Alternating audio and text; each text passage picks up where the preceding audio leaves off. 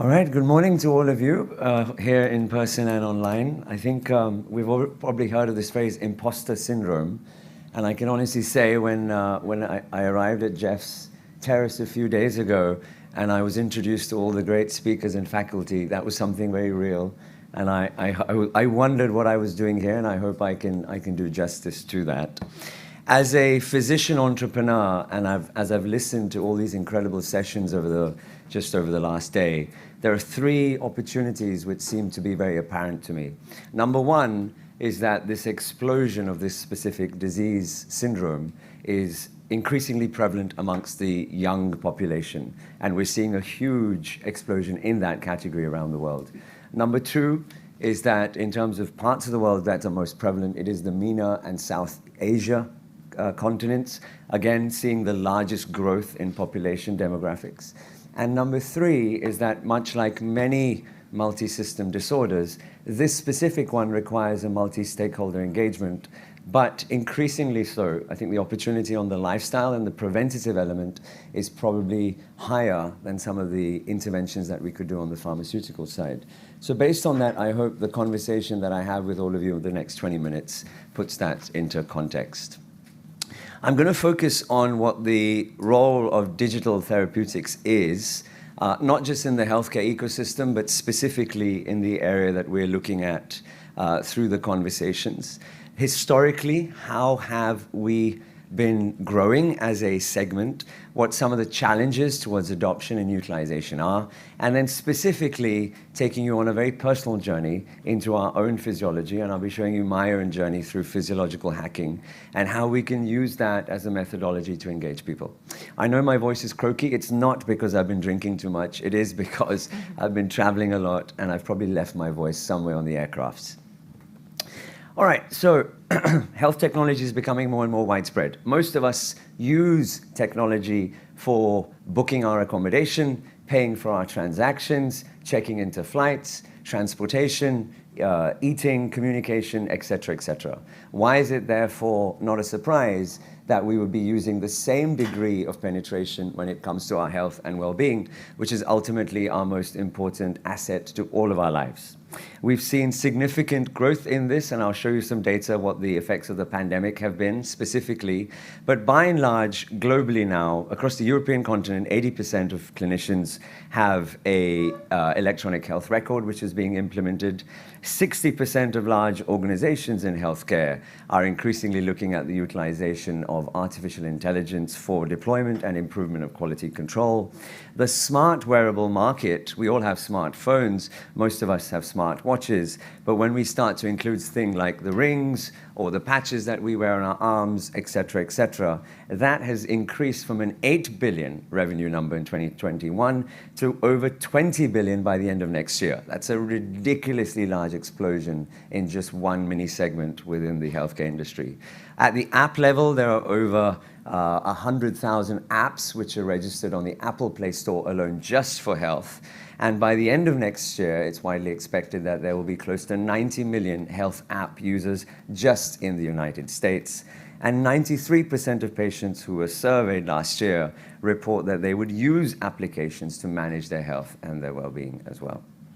Now, there are many different areas that digital therapeutics can influence this, but make it more real for us as physicians and care providers. It is largely divided into three segments. One is the prevention of diseases, and a lot of that will have a role to play in some of the lifestyle management and techniques that we've all been speaking about over the last day.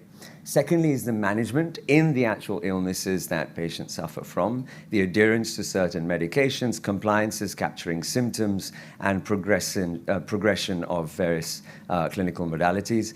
And lastly, the ability to treat. Now, in some instances, digital therapeutics could even replace pharmaceutical interventions. And we're certainly seeing some of those, particularly in the mental health, such as CBT, is one prime example of this. I did some heat mapping. This was some data which was published by Deloitte and looked at some of the specific specialities, of course, putting metabolic at the top, given the audience that we have today. And you can see how some of these influence the prevention, the management, and treatment. I think specifically for our conversations today, there are many, many more applications on the prevention, but the management side is probably the biggest area that we can utilize this. And diabetes is very much leading the way, and I'll show you some of the studies along there as well. But this gives you a sort of an idea how different specialities can map to the PMT framework as well. Now, there are some apps which already exist specifically for NASH/NAFL. These are just two that we were able to find, but there are increasingly more.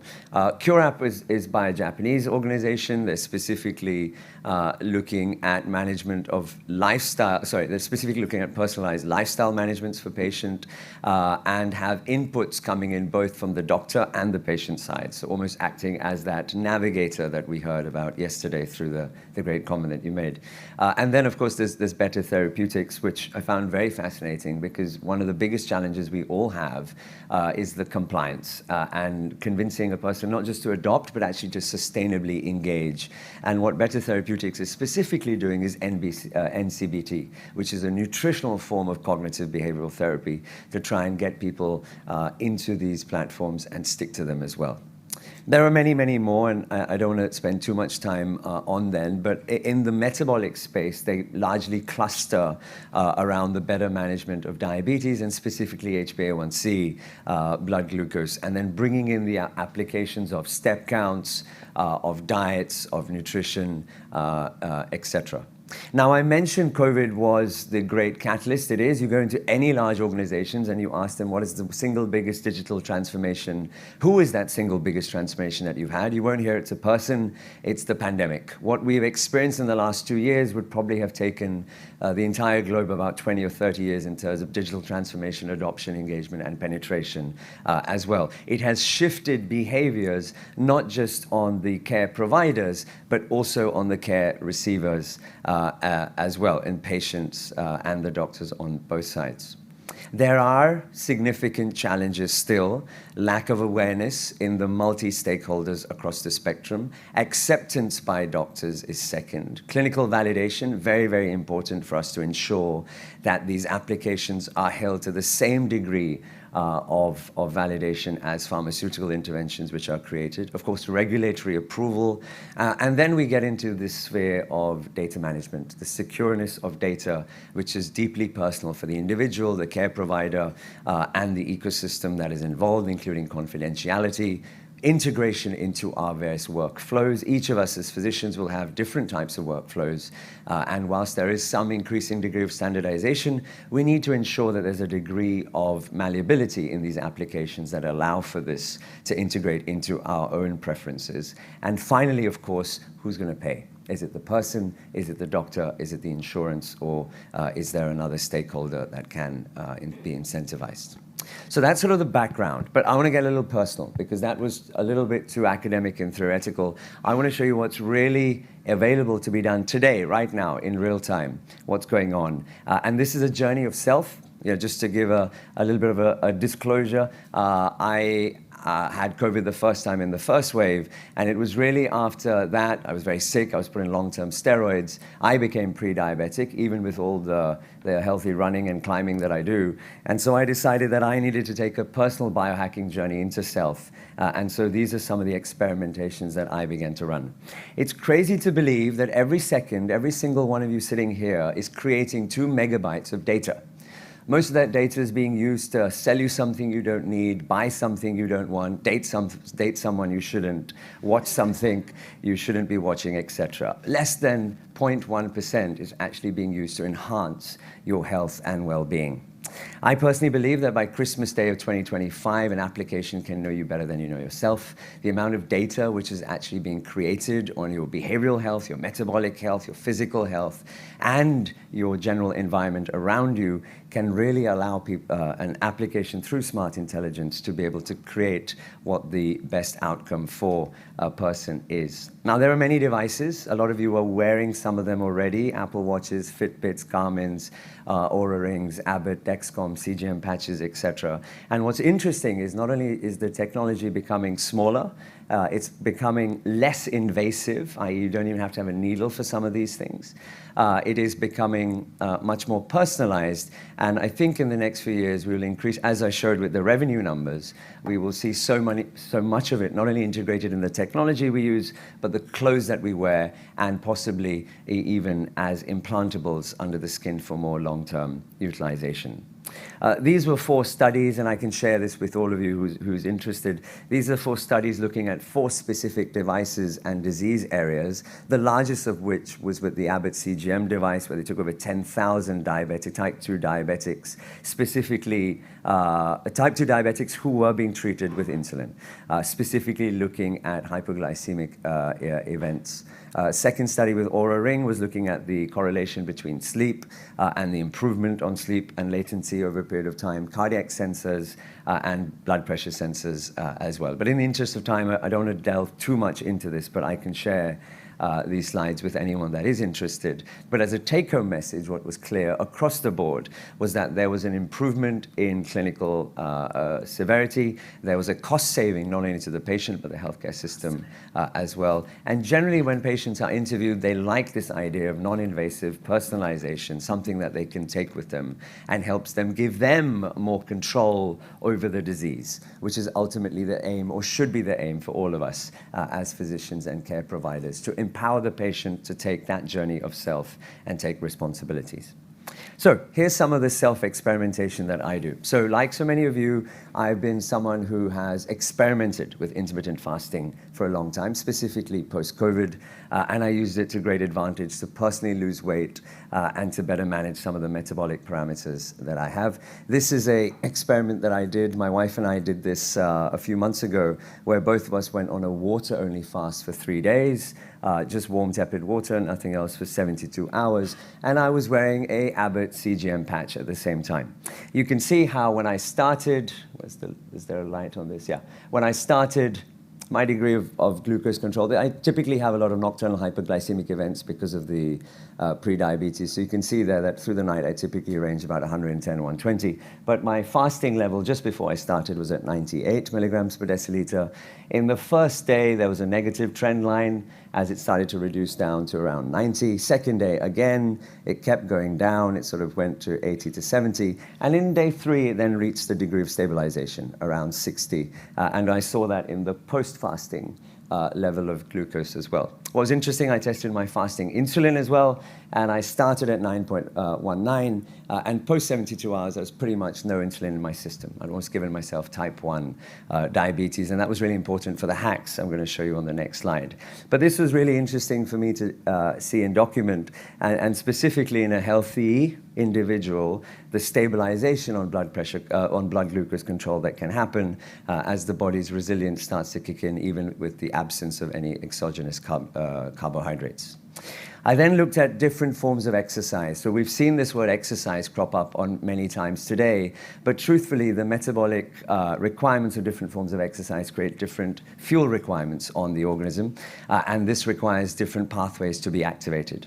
So zone 2 forms of exercise, which is where you keep heart rate below 60%, it's longer duration, it's steady cadence. This primarily uses fatty acid oxidation. It doesn't create any spike in blood glucose, and you can see that.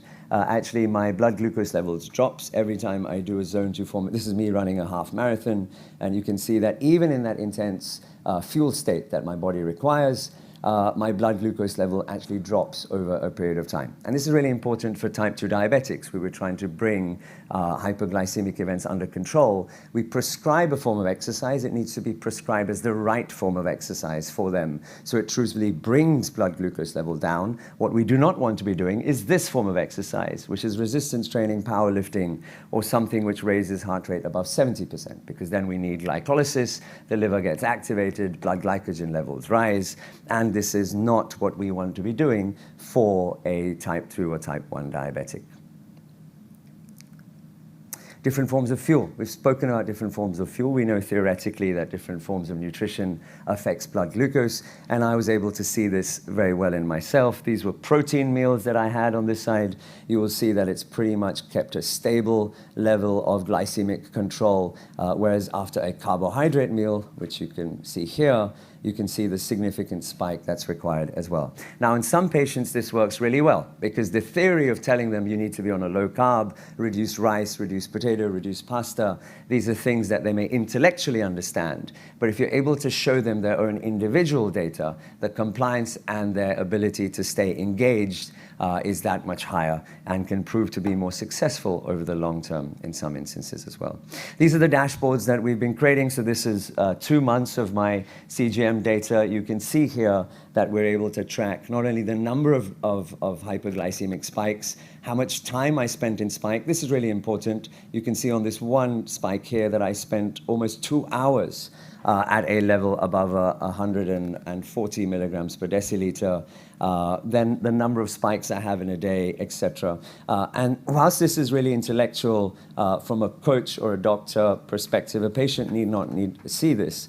But this information which goes into the system allows us to start to do some predictive modeling on that particular person. Here we can see how the models that we've been applying can give us an understanding of how that individual specifically responds. Not only their blood glucose, but triglycerides and various amino acids responds to different loads which are being applied. Modeled over a period of time, and I'll get to the interesting thing about this. We've heard a lot about different types of scoring systems. Alina, you spoke about a couple of them just now. And what we're trying to also see is, can we put this data into a system that allows for a much more personalized context to be created for that individual, specifically for NAFLD, which is, of course, the conversation today, but more broadly around metabolic health. And again, I'll share this information with anyone who is interested. But this is the slide that I wanted to reach, right? So again, I wanted to make it really personal to show you. This is the recommendations that came out of our engine for me, and these are the recommendations that came out for my wife, Ranney. Now, what is really interesting, what I found really fascinating, was as I uploaded my CGM data, my Apple Watch data, and 5 specific blood tests, which was AST, triglycerides, uric acid, fasting insulin, and HbA1c. The model was able to understand that, okay, Marcus is someone who likes doing a lot of zone 2 long running, so therefore, in order for me to be in steady state, I need to be consuming 2,200 calories every day. My wife, however, while she does some running, she spends a lot more time doing yoga, and Pilates and HIIT. So her calorific, and anthropologically, she's also smaller and lighter than I am. So, anthropometrics are smaller and lighter than I am. So her calorie consumption, kilocalories, therefore, is lesser. Right. It was able, through my CGM data, to recognize that I have a sluggish insulin response. My beta cells aren't as effective as they should be, and therefore it leads to these hyperglycemic responses. So for a person like me, I should be, so CPF is carbohydrate to protein to fat ratio, I should be on a carbohydrate load which is 15% fat, 10% protein, 10 to 15% protein, and then the rest of it can be good fats. Also, though I'm intermittent fasting, it recognized that my typical routine of having one large meal at end of day is probably really bad for my metabolism because my insulin cannot respond in real time, and that leads to those massive nocturnal hyperglycemic spikes that you also saw. So it suggested that rather I should actually be having 4 small meals in a day so that the loads that are put onto my system are lesser and my body is better able to be adaptive to that response. Whereas for Raina, she can actually do really well on an IF routine, and she can have 2 larger meals in a day. And for her, even though carbohydrates can be higher, she can then split across the 2. Now, I know this is n equals 2, but as I said, the idea of this was to show how personal machine learning and the algorithms can be. And I think for all of us as physicians and clinicians, we sit with the patient in front of us. The patient may ask us, Doc, is it a good idea for me to try intermittent fasting, ketogenic diet, this form of exercise, that form of exercise? And a lot of that is based on our experiences and, of course, the literature. As the data becomes increasingly prevalent and personalized to the individual, we can enter an ecosystem that allows us to make those prescriptions. Lastly, the algorithm algorithm was also able to recognize from my Apple Watch, these are all the types of exercise that I typically do: running, cycling, swimming, climbing, skiing, etc. And for me to be in a steady state, I can pick any form of exercise and do it for this duration and that intensity, and then I will burn off the calories that requires me to maintain this state. So this leads us to the prescriptions. How do we make it prescriptive for the individual? The application that we're looking at specifically looks at lifestyle applications, interventions around sleep, movement, fueling, changing the physical environment of the person, and of course their mood and emotions as well. A big theme around compliance is not just incentivizing the right mindset for input metrics, such as making sure you walk 8,000 to 10,000 steps a day, but the main thing is actually measuring outcomes. Is that 8,000 the right number for this person, or does she actually need to have 10,000 or 6,000 in response, so that we move away from generic towards personalization? And these are the biohacks that people are prescribed. Small lifestyle interventions, for example, on movement, enhance visceral fat burn via beta oxidation by walking for 30 minutes at medium intensity, 60% of heart rate max. And your Apple Watch can measure that and see whether you're compliant. Or reduce your sleep latency today, enhance relaxation by listening to binaural beats at delta frequency 1 to 4 hertz, provided via the application. So this is what we're trying to do. We're trying to enter a world which is prescriptive in nature. Mito is the name of the app, inspired by mitochondria, which I'm hugely excited by.